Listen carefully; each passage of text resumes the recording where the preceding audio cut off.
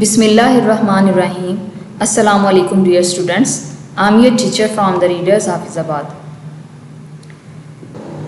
Today we are going to learn the subject Mathematics, Class 5, Unit 2, Exercise 2, Lecture 2. Unit 2 Test of Divisibility. तो students lecture 1 में हम लोग unit 2 के कुछ test पढ़ चुके हैं और कुछ एक्सरसाइज के पार्ट सॉल्व कर चुके हैं। आज हम लोग मज़ीद कुछ टेस्ट पढ़ेंगे और मज़ीद एक्सरसाइज जो रिमेनिंग एक्सरसाइज उसको सॉल्व करेंगे। तो स्टार्ट करते हैं part D. Find the numbers which can be divided by 8। ऐसे नंबर फाइंड करने हैं जो कि एग्जैक्टली डिवाइड हो सकते हैं 8 पे।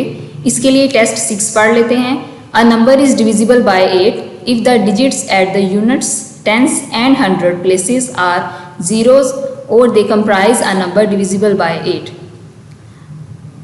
एक नंबर 8 पे एग्जैक्टली कैसे डिवाइड हो सकता है अगर उसके unit, tens and hundred places पे जो डिजिट्स हैं यानी लास्ट 3 डिजिट्स वो तीनों ज़ीरो हों या फिर वो एक ऐसे नंबर पे मुश्तमिल हों जो कि 8 पे एग्जैक्टली डिवाइड हो सकता है। क्वेश्चन देख लेते हैं। क्वेश्चन 1, अमाउंट है हमारे पास 1000।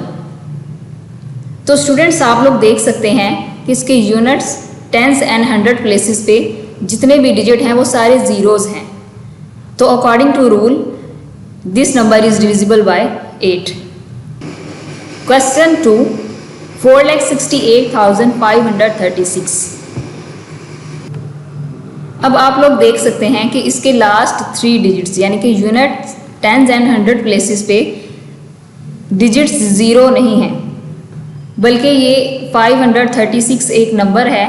तो इस नंबर को चेक करने के लिए कि ये 8 पे डिवाइड हो सकता है या नहीं, हम इसको डिवाइड करके देख लेते हैं। 536 इसको 8 पे डिवाइड किया, 8 6 are 48। 5 में से 1 कैरी यहाँ पे आएगा 13 में से 8 माइनस करें 5, ये 6 नीचे आ जाएगा। 8 7 are 56। तो स्टूडेंट्स आप लोग देख सकते हैं कि ये नंबर 8 पे पूरा डिवाइड हो सकता है। इसका आंसर आया है 67।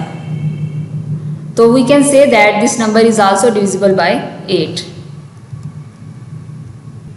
Question E, which of the following numbers can be divided by 9?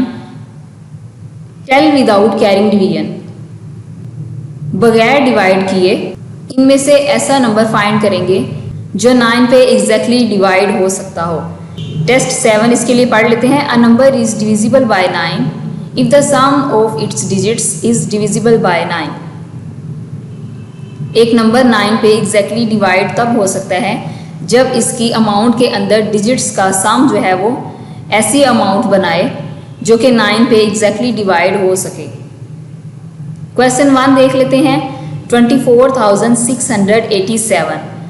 तो इस अमाउंट में मौजूद डिजिट्स को हम लोग ऐड कर लेते हैं। 2 + 4 + 6 + 8 + 7 = 27। तो हम लोग जानते हैं 27 9 के टेबल पे एग्जैक्टली डिवाइड हो सकता है। तो this number will be divisible by 9। Question 2, 8000। इसके डिजिट्स को जब हम ऐड करेंगे 8 + 0 + 0 + 0 = 8। तो 8 9 के टेबल पे एग्जैक्टली डिवाइड नहीं हो सकता। तो this number will not be divisible by 9।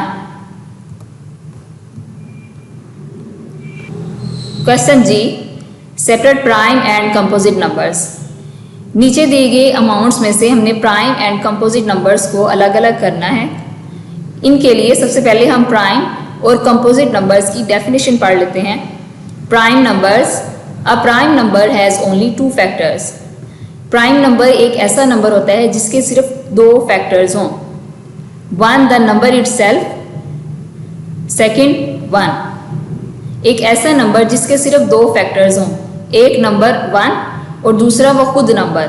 तो ऐसे नंबर प्राइम नंबर्स कहलाते हैं। For example, factors of 2 are only 2, 1 and 2। हम देख सकते हैं कि 2 जो है वो एक प्राइम नंबर है क्योंकि इसके सिर्फ 2 फैक्टर्स हैं, 1 and 2। क्योंकि 2 जो है वो किसी और टेबल पे डिवाइड नहीं हो सकता। एक नंबर 1 पे डिवाइड हो सकता है यानी 1 के टेबल पे, और दूसरा वो अपने टेबल पे डिवाइड हो सकता है, इसलिए ये एक प्राइम नंबर है। इसी तरह factors of 3 are only 2। 3 digit, इसके सिर्फ 2 फैक्टर्स हैं 1 एंड 3, यानी 3 अपने टेबल के अलावा और टेबल 1 के अलावा और किसी टेबल पे डिवाइड नहीं हो सकता, इसलिए नंबर 3 जो है वो प्राइम नंबर है। तो ऐसे नंबर्स जिनके सिर्फ 2 फैक्टर्स हों वो प्राइम नंबर्स कहलाते हैं। नेक्स्ट है composite numbers. A composite number has more than 2 factors.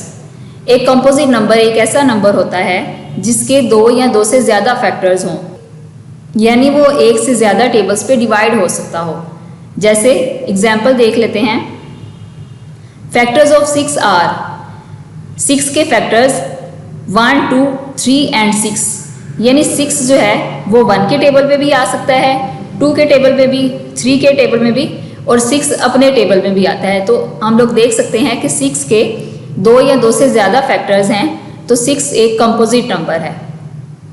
इसी तरह फैक्टर्स ऑफ 8 आर 1, 2, 4 एंड 8। 8 के फैक्टर्स यानी 8 अपने टेबल में भी आ सकता है, 1 के टेबल में, 2 के टेबल में, 4 के टेबल में एंड 8, इसलिए 8 जो है वो एक कंपोजिट नंबर है। तो अब क्वेश्चन को सॉल्व कर लेते हैं। क्वेश्चन 140। सबसे पहले हम इसके फैक्टर्स बनाएंगे, फैक्टर्स ऑफ 40। फैक्टर्स का मतलब है कि एक नंबर किस किस टेबल में आ सकता है। तो फैक्टर्स ऑफ 40 1, 2, 5, 8, 10 और इसी तरह सो ऑन। तो हमने देखा कि 40 के फैक्टर्स 2 या 2 से ज़्यादा हैं, इसलिए 40 जो है वो कंपोजिट नंबर है। Question 2 111। Factors of 111 is equal to 1 and 111। यहाँ पे स्टूडेंट्स आप लोग देख सकते हैं कि 111 एक ऐसा नंबर है जो सिर्फ 1 के टेबल में आता है और अपने टेबल में वो आता है। 111 और किसी टेबल में नहीं आ सकता, इसलिए इसके सिर्फ 2 फैक्टर्स होंगे 1 एंड द नंबर इटसेल्फ। तो 111 is a prime number. Homework: solve 5 questions from each part D, E and G of this exercise on notebooks. Thank you.